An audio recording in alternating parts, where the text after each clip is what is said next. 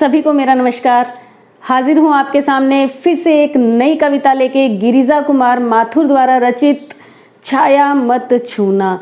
छाया मत छूना, इस कविता में कवि हमें क्या संदेश देना चाहते हैं कि पुरानी बातों को भूलकर, अतीत में हमारे साथ चाहे कुछ भी हुआ हो उसे भूलकर हमें भविष्य का वर्ण करना चाहिए। देखिए, जीवन में सुख और दुख तो आते रहते हैं। मान लीजिए वो पहले जो सुख के दिन थे और अब दुख के दिन हैं, तो उन सुख के दिनों को याद करके अपना वर्तमान खराब नहीं करना चाहिए। वर्तमान चाहे कैसा भी हो उसे हर हाल में स्वीकार करना चाहिए। तो देखें, इस कविता के माध्यम से कवि क्या कहना चाहते हैं। छाया मत छूना।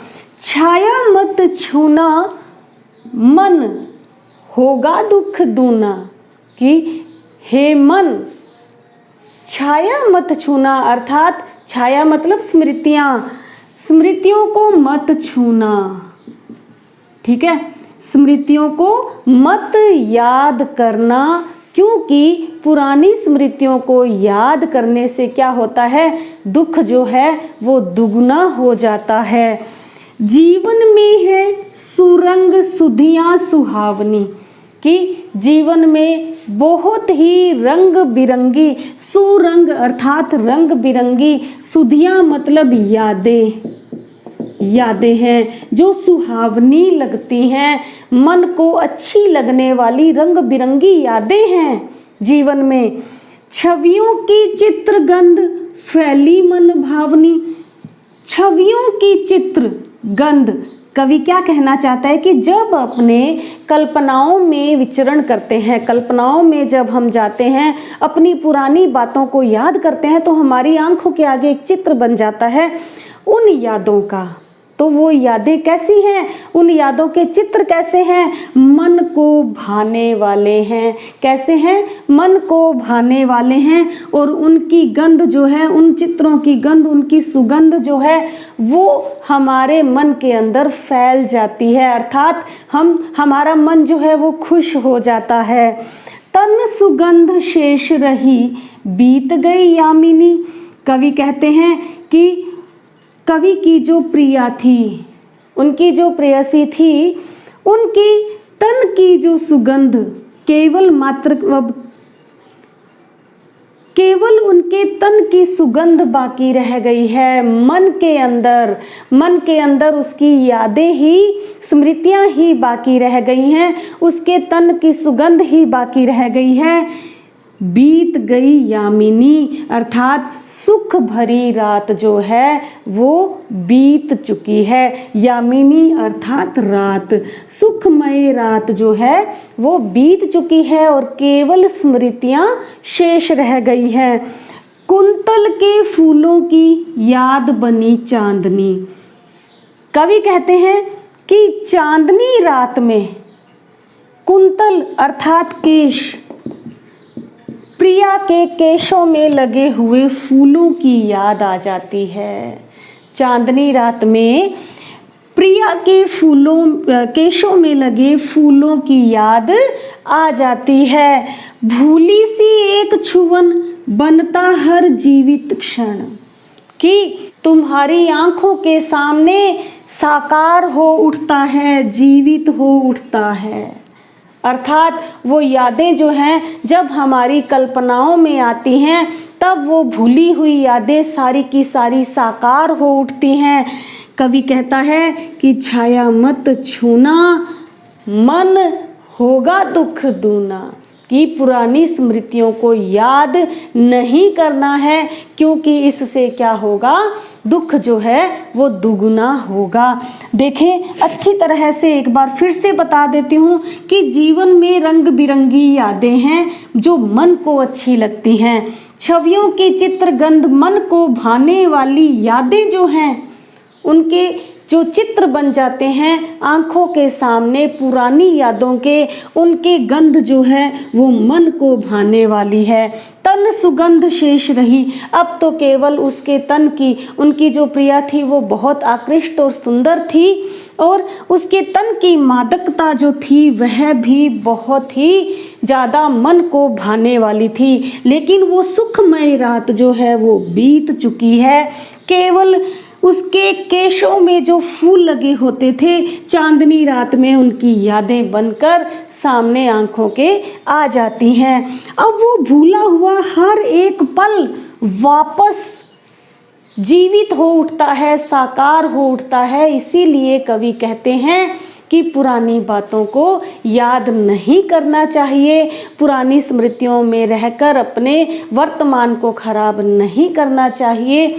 इसलिए क्यों? क्योंकि मन जो है वो दुगना दुख से ग्रस्त हो जाएगा।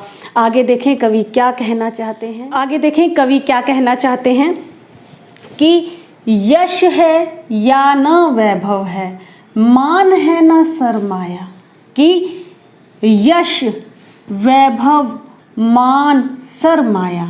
देखो कवि क्या कहना चाहते हैं कि यश अर्थात सम्मान, कीर्ति, वैभव, वैभव अर्थात संपत्ति, सुख के साधन, ठीक है, सुख के साधन, और मान अर्थात आदर, और सरमाया अर्थात पूंजी। कि ये सब क्या है? यश, वैभव, मान और पूंजी, अर्थात ये सब भ्रमित करने वाले हैं। मनुष्य को ये सब क्या करते हैं?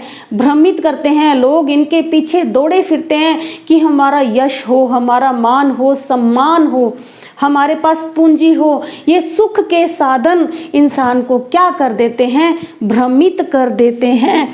कवि कहते हैं कि जितना ही दौड़ा तो उतना ही भरमाया। कि इन चीज़ों के लिए, यश के लिए, मान सम्मान के लिए, पूंजी के लिए जितना ही तू दौड़ता है उतना ही भ्रम पैदा होता है, भ्रम में ही रहता है। प्रभुता का शरण बिंब, प्रभुता क्या है? बड़प्पन का एहसास। यानी ये चीज जब हो जाएंगी, ये चीज क्या है? आदमी बड़ा बन जाता है, इनसे बड़प्पन का एहसास हो जाता है कि मेरे पास सारा कुछ है, ठीक है, मैं बहुत बड़ा हूँ। ये बड़प्पन का एहसास जो है वो क्या है? केवल छल है, केवल मृग तृष्णा है। मृग तृष्णा से क्या तात्पर्य है?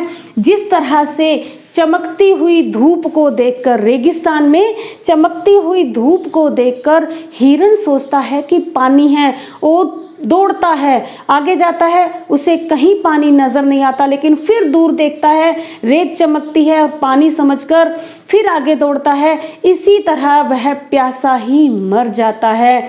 इसी तरह लोग भी, हम लोग भी क्या करते हैं? यश, मान, वैभव और पूंजी के पीछे भाग रहे हैं कि ये हमारे सुख के साधन है। नहीं, ये बड़े होने का एहसास जो है, बड़े होने का, वैसे बड़े होने का नहीं, अर्थात ऊपर उठने का जो एहसास है वह केवल मृग तृष्णा के समान है। ध्यान में रखना, हर चंद्रिका में छिपी एक रात कृष्णा है। हर चांदनी रात के पीछे एक काली रात छिपी हुई है। अर्थात हर सुख के बाद दुख आता है। सुख और दुख दोनों आपस में जुड़े हुए हैं। सुख आएगा तो उसके बाद दुख आएगा, दुख चला जाएगा तो सुख आएगा। ये कभी भी परमानेंट नहीं होते हैं, सुख और दुख।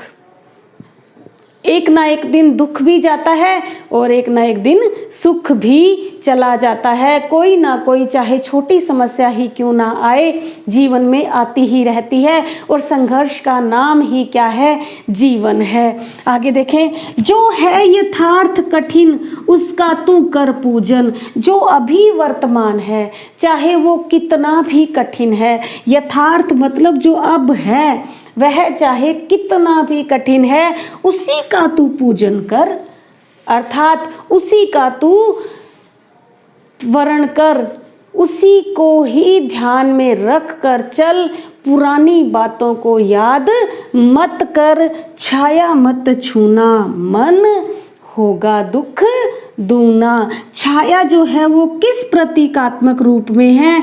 स्मृति। छाया अर्थात स्मृतियों को छूना नहीं है, अर्थात याद नहीं करना है बीती हुई बातों को। मृग तृष्णा से क्या तात्पर्य है?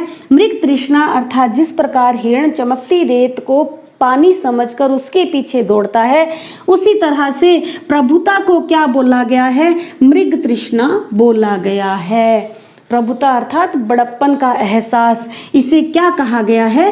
मृग तृष्णा कहा गया है। अर्थात प्रभुता भी क्या है? एक तरह से छल ही है। और इसमें प्रश्न बन सकता है, सरमाया से क्या अर्थ है? सरमाया अर्थात पूंजी। सरमाया अर्थात पूंजी। और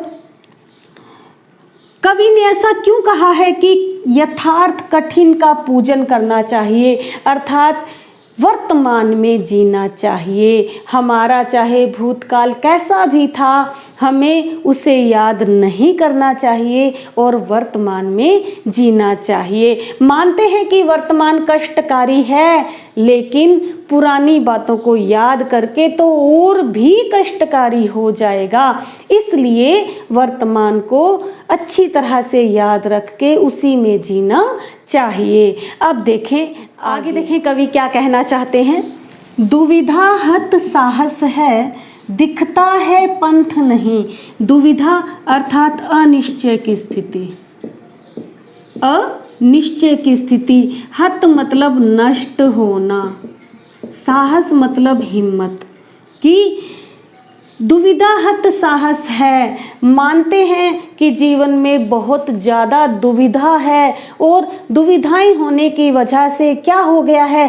साहस जो है वो नष्ट हो गया है। साहस नष्ट हो गया है। दिखता है पंथ नहीं, कोई रास्ता दिखाई नहीं देता। कभी कभी जीवन में ऐसे अवसर आते हैं, इतनी अनिश्चय की स्थिति हो जाती है कि समझ में नहीं आता क्या करें, कोई रास्ता नहीं सूझता है, दुविधा ही दुविधा है और उससे क्या है?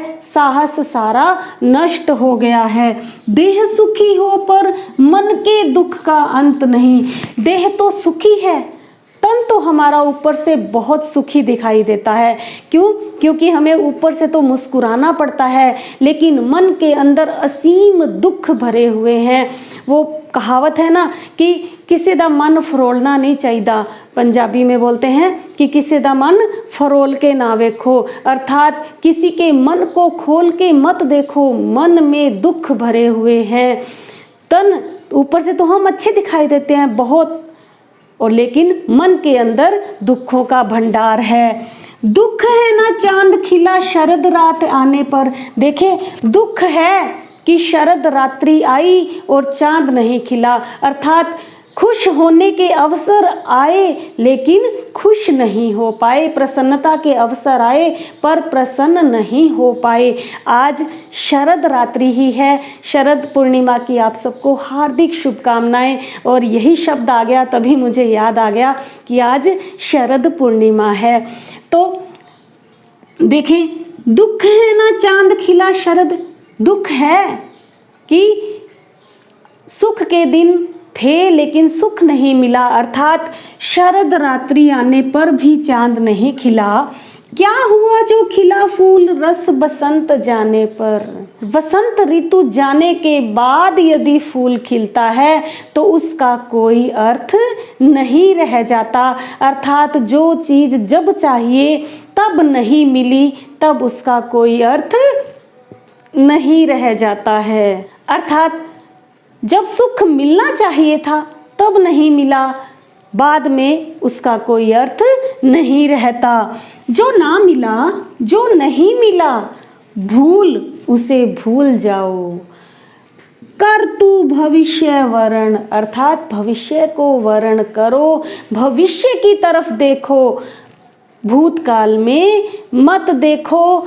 छाया मत छूना, मन होगा दुख दूना, अर्थात स्मृतियों को याद करके मन को कष्ट मत दो, क्योंकि ये दुख जो है वो दुगना हो जाएगा। देखें, बहुत ही अच्छा बोला है, इसमें कवि ने बहुत अच्छा लिखा है कि देह सुखी हो पर मन के दुख का अंत नहीं, दुख है ना चांद खिला शरद रात आने पर। कितनी अच्छी पंक्तियां लिखी हैं कवि ने कि कोई बात नहीं, शरद ऋतु आने पर यानी प्रसन्नता के अवसर आए थे पर प्रसन्न नहीं हो पाए, कुछ वजह रही। इसी तरह से वसंत ऋतु जाने पर यदि फूल खिलता है तो उसका कोई अर्थ नहीं रह जाता है।